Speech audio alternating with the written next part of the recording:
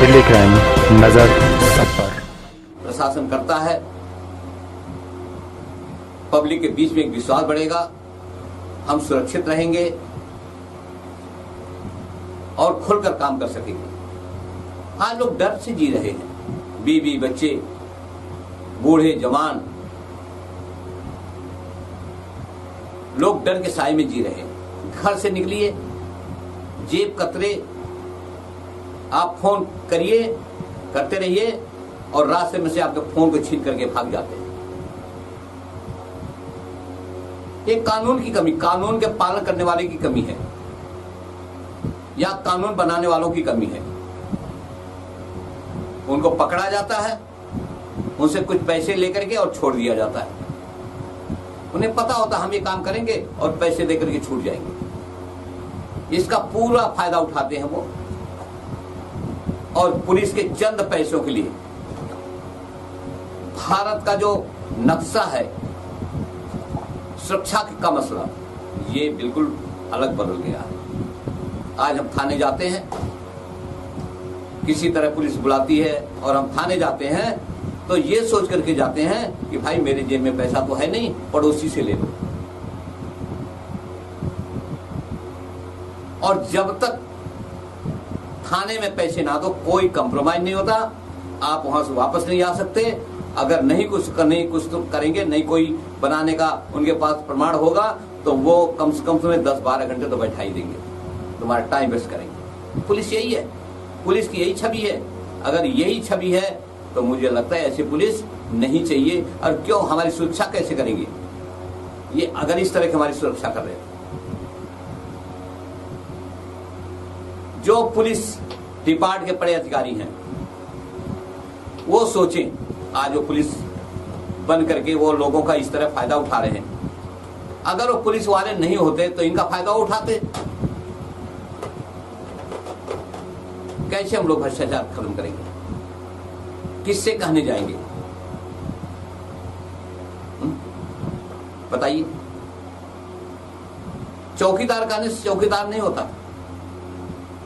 इस देश का चौकीदार कौन है? कहने के लिए चौकीदार है, करने के लिए चौकीदार नहीं है। हमें, हम सबको मिलकर, हम सबके कंधे पर एक जिम्मेदारी है कि हम ज्यादा से ज्यादा लोग एकजुट होकर के इस भ्रष्टाचार के खिलाफ आवाज उठाएं, जिससे लोगों को पता चले कि हम एक प्लेटफार्म पर एक साथ मिलकर के अपनी आवाज को बुलंद करेंगे और भ्रष्टाचार को खत्म करने में हम सहयोग करेंगे। मेरा अनुरोध है पुलिस वालों से या प्रशासनिक लोगों से कि दिल्ली क्राइम प्रेस और भ्रष्टाचार विरोधी मोर्चा के कार्यकर्ताओं का, मेंबरों का, पदाधिकारियों का ये बात को माने और सही सूचना देने वाले की मदद करें। धन्यवाद। जय हिंद, जय भारत। ठीक है, ठीक है। जय हिंद। दोस्तों, आज हमारे यहाँ जर्नलिस्ट का कोर्स करवाया जा रहा है। इसका मकसद है कि जो हमारा ऑर्गेनाइजेशन है, जो हमारा दिल्ली क्राइम प्रेस व भ्रष्टाचार विरोधी मोर्चा है, इसका उद्देश्य क्राइम को खत्म करना है। एक कैमरामैन और एक रिपोर्टर भ्रष्टाचार नहीं खत्म कर सकता। इसके लिए हम लोगों ने पूरे भारत से मेंबर बना रहे हैं और वो मेंबर समाज में जो भी गतिविधियां हैं उसको हम प्रशासन को बता रहे हैं और प्रशासन हमें सहयोग करे, तभी हम भ्रष्टाचार को खत्म कर पाएंगे। दिल्ली पुलिस कमिश्नर कहते हैं आज कि दिल्ली पुलिस सतर्क है, ईमानदारी से काम कर रही है, इसको आप सहयोग करें। अगर सूचना मिलने पर दिल्ली पुलिस या पूरे भारत की पुलिस सही ढंग से कार्रवाई करती है तो मुझे लगता है कि क्राइम खत्म होने में कोई समय नहीं लगेगा। जो हमें जिम्मेदारी दी गई है उस जिम्मेदारी का हमें पालन करना होगा। हम जिम्मेदारी का पालन नहीं कर पा रहे। दिल्ली पुलिस कमिश्नर का बहुत अच्छा उद्देश्य है जो क्राइम को खत्म करना चाह रहे हैं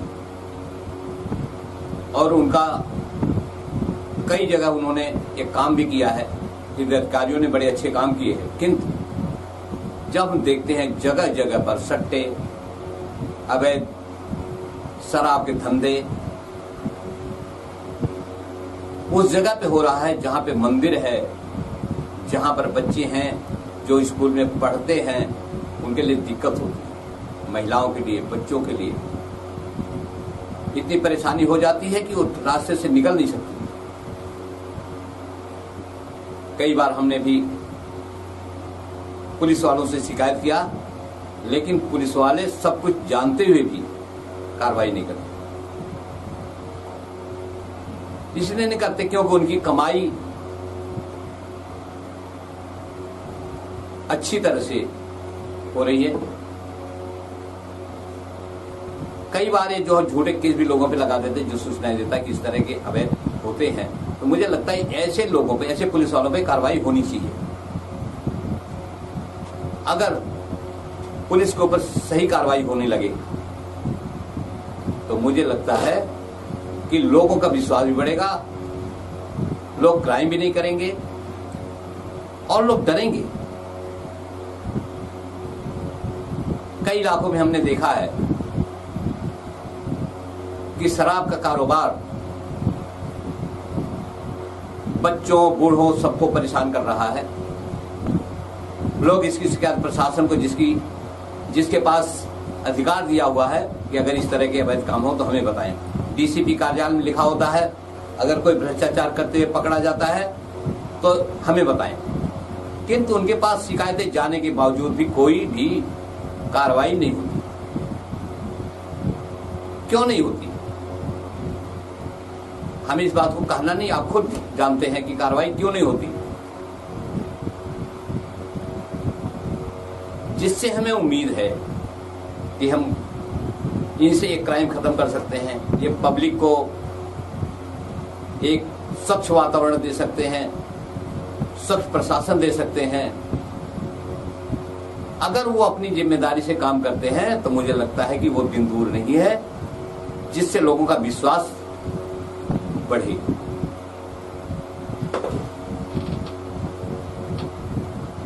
आज पुलिस वालों ने अपनी ऐसी छवि बना रखी है कि अगर वो किसी के घर पे पहुंच जाए वर्दी पहनकर, तो मुझे लगता है लोग ये कहते हैं कि ये पुलिस क्यों आई, जबकि पुलिस का उद्देश्य है कि लोगों की मदद करना। किंतु ये मदद करने का तरीका ये नहीं है। दो लोग लड़ाई कर लेते हैं, उनसे गलतियां हो जाती हैं, वो आपस में, उनको गलती एहसास होता है और वो आपस में